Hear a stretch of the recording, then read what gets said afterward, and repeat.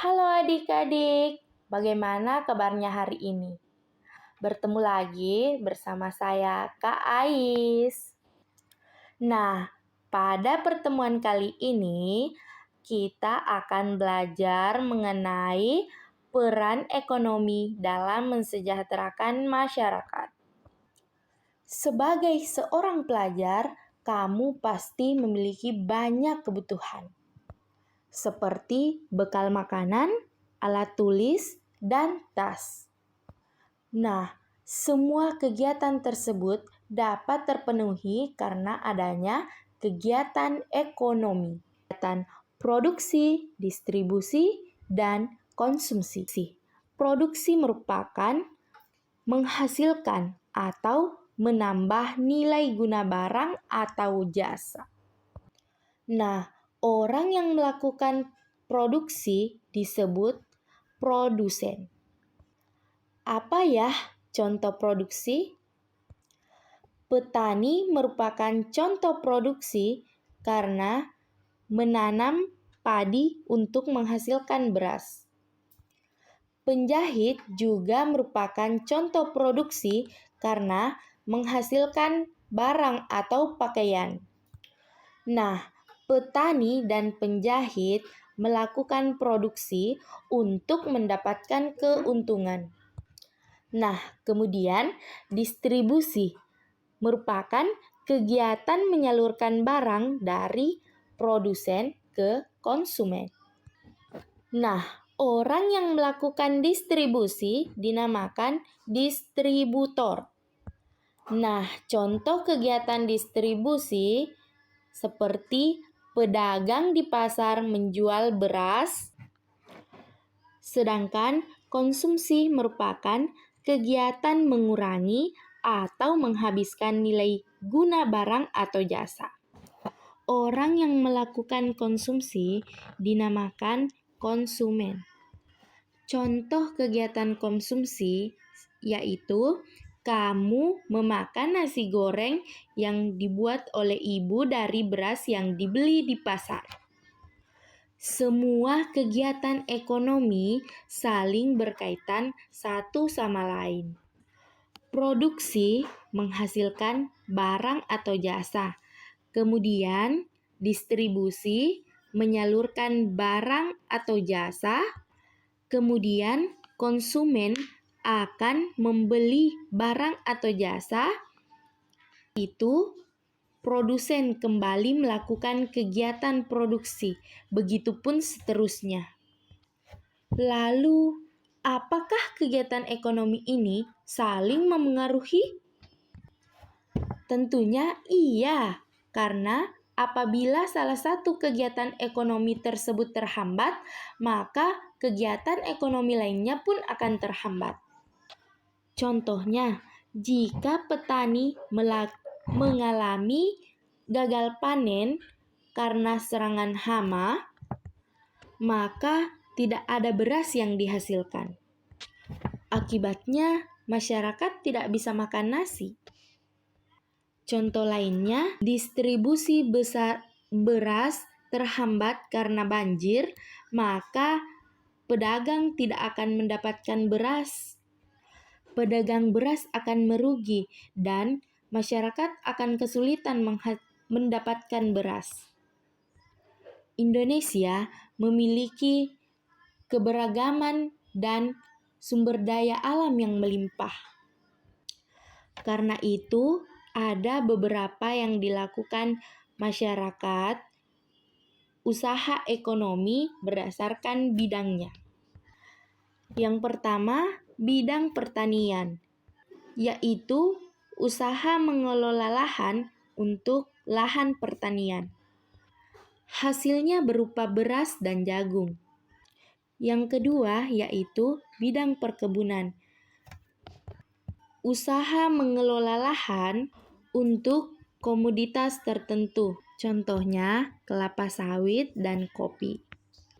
Kemudian selanjutnya bidang kehutanan, yaitu mengelola hutan untuk menghasilkan bahan baku kayu dan rotan. Nah, kayu tersebut dapat diolah menjadi kertas, perabotan, maupun bahan bangunan. Keempat, bidang peternakan, yaitu usaha budidaya hewan seperti sapi, kambing, dan unggas. Hasilnya berupa daging, telur, dan susu.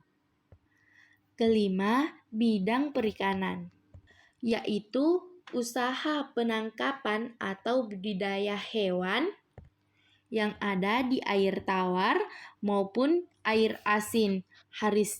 Hasilnya berupa ikan lele, kakap, ataupun udang. Keenam, bidang industri, yaitu usaha mengelola bahan mentah menjadi barang setengah jadi atau barang jadi. Contohnya, industri kain dan industri makanan ringan. Ketujuh, bidang pertambangan, yaitu usaha mengelola mineral yang tersimpan di tanah di dalam bumi seperti minyak bumi, gas, dan emas. Kemudian yang kedelapan yaitu bidang jasa, yaitu usaha menawarkan keahlian ataupun profesi seperti contohnya guru, dokter, kuli bangunan, maupun tukang ojek. Selain itu, ada juga usaha ekonomi berdasarkan pengelolaannya, yaitu usaha perorangan dan usaha kelompok. Nah, adik-adik, apa perbedaannya ya? Nah, jadi usaha perorangan adalah usaha yang dilakukan oleh seorang diri atau perorangan. Contohnya, usaha soto ayam dan usaha cukur rambut. Kelebihan usaha perorangan adalah keuntungannya dapat dinikmati sendiri. Namun, modal dan kemampuannya terbatas. Nah, selanjutnya usaha kelompok, yaitu usaha yang dibangun oleh beberapa orang atau kelompok. Nah, adapun kelebihannya yaitu memiliki modal besar dan risiko ditanggung bersama. Namun, keuntungannya harus dibagi-bagi kepada seluruh pemilik modal. Usaha kelompok banyak macamnya, contohnya ada firma, CV, perseroan terbatas, BUMN, dan koperasi. Contohnya, firma merupakan kegiatan kelompok yang merupakan tanggung jawab bersama. Biasanya, firma didirikan oleh orang-orang yang sudah saling mengenal atau ada hubungan kekerabatan. Contohnya, firma hukum. Nah, adanya kegiatan ekonomi dapat menghasilkan keuntungan bagi pendirinya dan membuka lapangan pekerjaan bagi orang lain. Dengan begitu, diharapkan orang menjadi sejahtera karena adanya kegiatan ekonomi, sehingga kebutuhan hidupnya dapat terpenuhi dengan baik. Nah, dari sini juga adik-adik dapat menghargai usaha orang tua untuk mendapatkan uang untuk memenuhi kebutuhan adik-adik. Caranya adalah selalu bersyukur, rajin belajar, dan yang paling penting hidup hemat.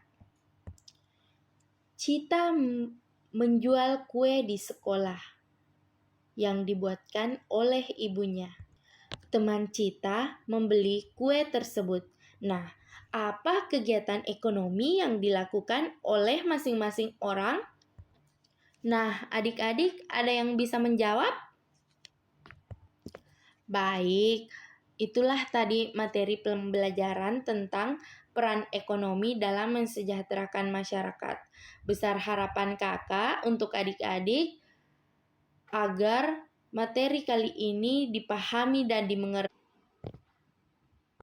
Sampai jumpa di pertemuan selanjutnya. Bye-bye adik-adik.